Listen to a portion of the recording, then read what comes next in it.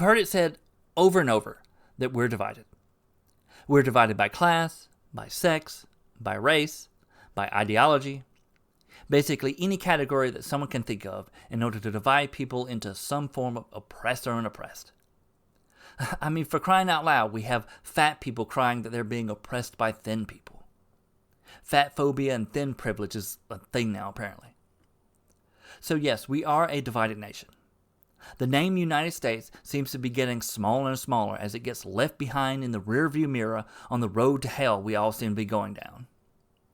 Because we now undoubtedly have two completely different versions of America vying for power in these United States.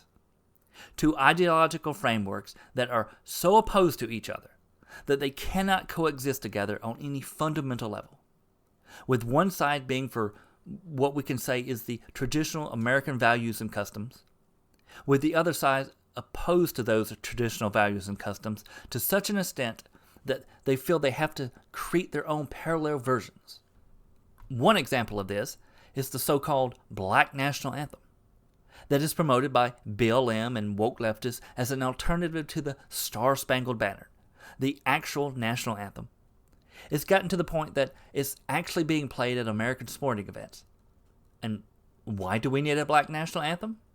Well, of course, like everything else that the woke leftists hate, it's because the national anthem is said to be racist and anti-black.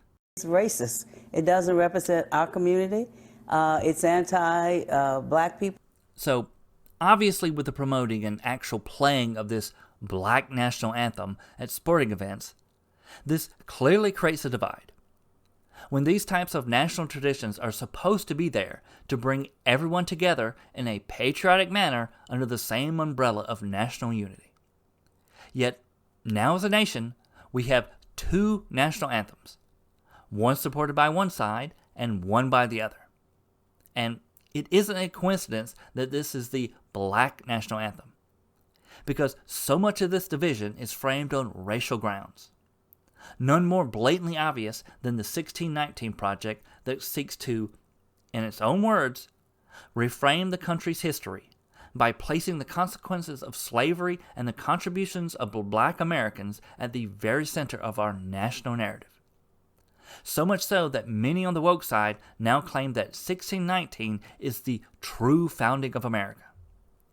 So here again, we have another major divide to where we now have two different narratives for the founding of America, 1776 and 1619. And now with Juneteenth being made a national holiday, whatever your feelings may be on what that day is supposed to celebrate and represent, the woke left's push to immortalize this into the national consciousness is doing exactly what the 1619 Project is looking to do, focusing the national narrative on the subject of slavery and black Americans, putting the focus on what has divided us rather than what is supposed to be uniting us. So with Juneteenth being labeled as Juneteenth National Independence Day, we see once again another divide created by the woke left. We now have essentially the Black Independence Day and the American Independence Day. And like the first two examples, it promotes certain people celebrating one over the other on racial grounds. Because for all intents and purposes, the American versions of these traditions are seen by the woke left as being the white versions. Now, it is true that Republicans, outside of a handful of exceptions, voted for Juneteenth to be nationalized as well, thinking perhaps they were doing a good thing to acknowledge the day, or that by doing so they could appease the ire of Democrats and the woke left that continually say everything Republicans do is racist. Well, for one, you can never appease these people, so it's a mistake to even try. And secondly, we already have an acknowledgement of the end of slavery. It's called the 13th Amendment. Now, a lot of people on the right keep wanting to say things like, just let them have it. Let them celebrate their day. We can still celebrate our day. What does it matter? Why do you care? The issue isn't that I care. The issue is that I will be made to care. Because the woke left, and even to some extent Democrats, don't want to just have their holiday or anthem or flag or whatever else and just be done with it. They want their stuff to be validated. Because well, I think deep down they know what they have is a falsehood. So in order for it to be given credence, they want us to validate it. They want us to say that we accept it for what it is, even when we don't want to. Because the woke left doesn't want to just have theirs and let us have ours. They want to replace ours with theirs once they've gotten enough of us to validate it. They want any and everything having to do with America be replaced with their woke version of it. This is why we have to stop letting them have theirs, whether it's a national anthem or an Independence Day. Because the more we validate these things, the more they will push for it to become the standard. That means the more every corporation will promote it, every cultural institution will display it, and every political apparatus will advocate for it, slowly replacing the traditional American version of whatever it may be with the woke variation. Singer Macy Gray wrote an article about redesigning the U.S. flag, claiming the flag has been hijacked, that it no longer represents all of us. What she really means by redesigning it is replacing it with a woke version of the flag. Now, just imagine a situation like this, where some woke leftist on, say, Twitter actually creates a new woke U.S. flag, and it becomes popular enough where large amounts of woke leftists promote it. So much so that social media sites like Twitter, Facebook, and YouTube, and so on start adopting it, as they do with the Pride and BLM flags, allowing people to display it in their bios, for example. Then eventually corporations pick it up to virtue signal to the woke leftists, either because they're woke themselves or simply to just pander to them for sales. Then eventually you find it having enough support that Democrats as well start advocating for it to be adopted for the very same reasons the corporations do, to the point that bills are actually drafted to be voted on to change the flag. In a situation like this, where Republicans just say, hey, we should just let them have their flag, what harm could it cause? Why do you care? Well, once again, I'll be made to care because it's about dividing us into two Americas. And two Americas can't stand as one nation. One is going to have to eventually win out over the other. And that's certainly what the woke left want. I mean, we're already seeing almost this exact scenario with Joe Biden and the Democrats allowing pride flags and BLM flags to be flown with the American flag at U.S. embassies. For the first time in state history, a pride flag is flying over the state capitol. The Biden administration is allowing the return of pride flags as a presence at U.S. embassies. These flags represent movements and beliefs that want to overthrow and outright destroy what the American flag represents. And why do they want to destroy it? Because the woke left has labeled the beliefs that the American flag represents as an expression of whiteness. So is it any wonder that woke activists like Gwen Berry, who is supposed to be representing America, openly disrespects the American flag? Or how about Chelsea Wolfe, another woke activist who happens to be transgender to boot, that has somehow found his way into representing America in the Olympics? Just casually mentions how he wants to win the Olympics so he can burn a U.S. flag on the podium. I mean, just like the pink-haired woke feminist Megan Rapinoe, none of these people have any respect for the flag, or even care about it and what it represents, because what it represents isn't what they believe. So they'll gladly disrespect it, burn it, or walk all over it. But she looked me dead in the eyes and said, no, not happening. And this is a player who we know wasn't happy about being on the bench. And again, just like Macy Gray said in her article, the woke left believe the American flag has been hijacked as code for a specific belief. Except they're all wrong. It hasn't been hijacked for a specific belief. It's being used to represent a specific belief. When people are flying the American flag in opposition to, say, the Pride and BLM flags, they're flying it to represent the very ideas in which it has always stood for, that of life, liberty, and the pursuit of happiness. The very ideas that the Marxian woke leftists don't believe in, as they view those ideas as white supremacist ideas, which is what they mean when they say whiteness. And they want to separate those ideas from America. You know, the reality is here that we have a large percentage of the American population. I don't know how big it is, but we have tens of millions of Trump voters who continue to believe that their rights as citizens are under threat by simple virtue of having to share the democracy with others.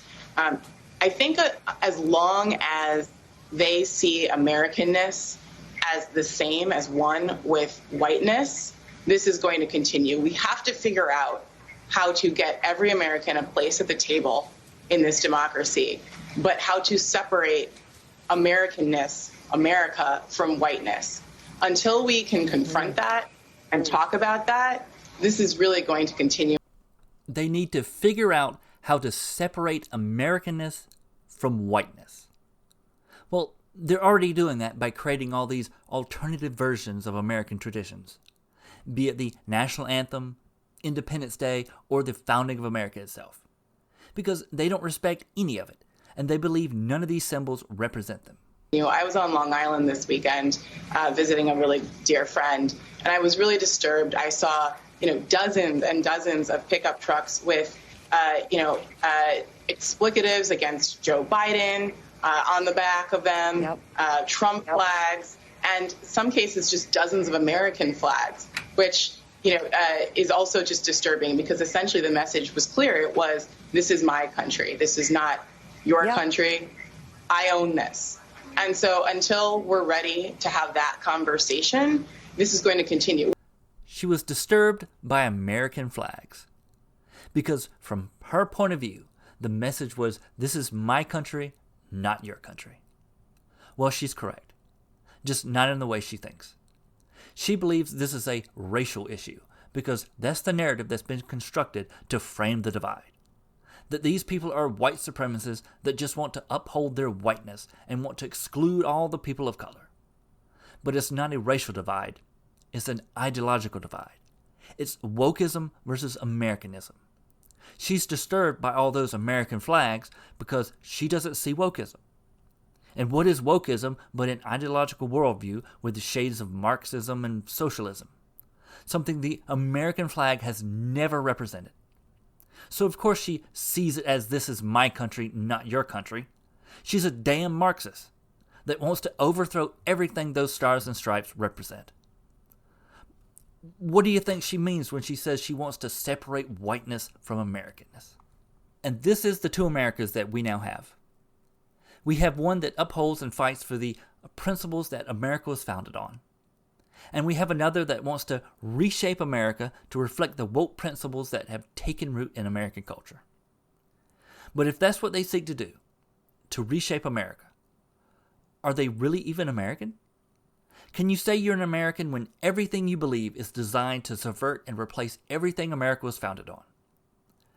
I would argue no. Any more than a person that advocated for beliefs that sought to subvert all biblical principles could call themselves a Christian, as belief in the ideology is essential to being able to call yourself a Christian, or in this case, an American, as America was founded on ideas, not by race as some may want to claim, but by fundamental principles that the individual is sovereign, endowed with inalienable rights, and that through the consent of the people, a government is formed to protect those rights, with all this being codified in the Constitution and the Bill of Rights. No other country in human history has formed under such ideas, while enshrining them onto paper as the highest law of the land. I mean, even Joe Biden somehow believes this, or at least says it. I've often said that America is the only nation in the world founded on an idea. Every other nation in the world is founded on basis of either that your geography or ethnicity or religion.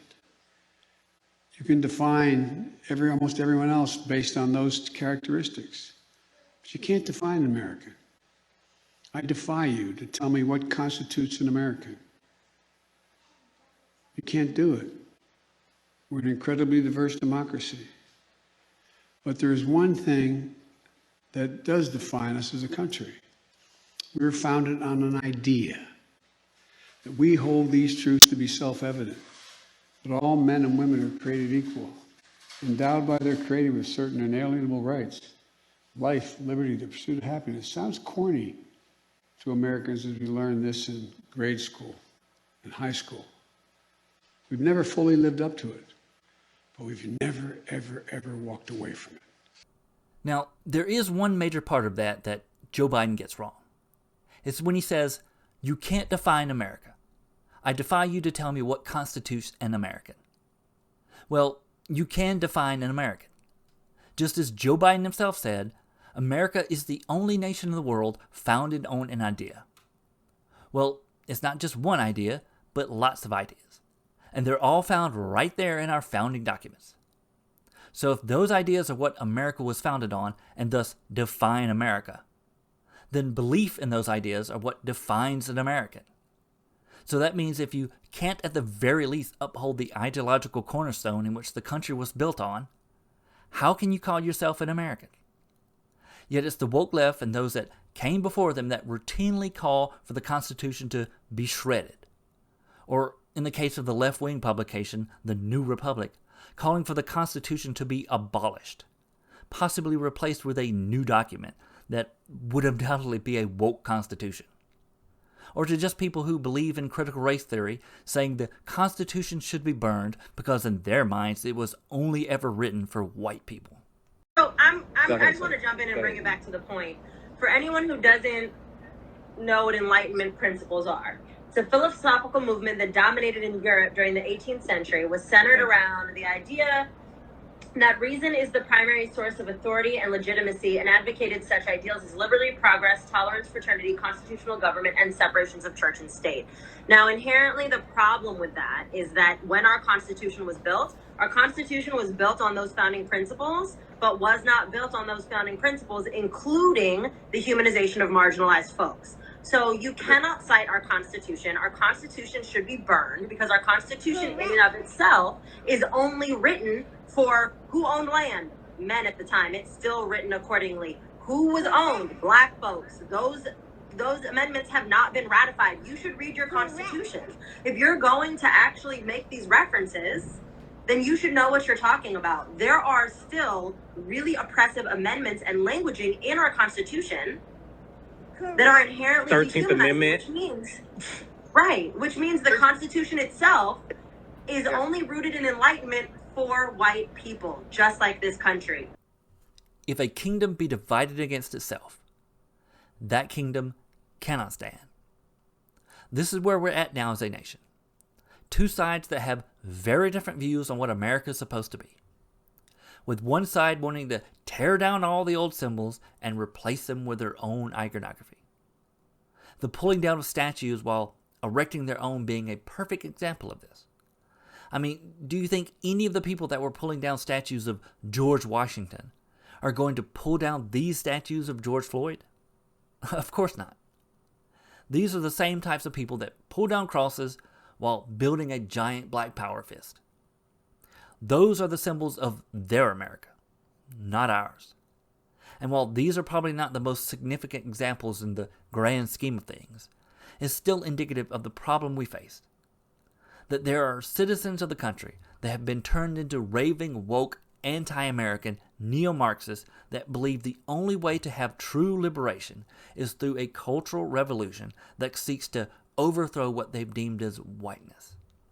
And that whiteness must be separated from America. But it just so happens that what they've deemed as whiteness is the very principles that America was founded on. And the real Americans, those that believe in those principles, aren't going to just sit around and do nothing about it. They're going to keep waving those American flags.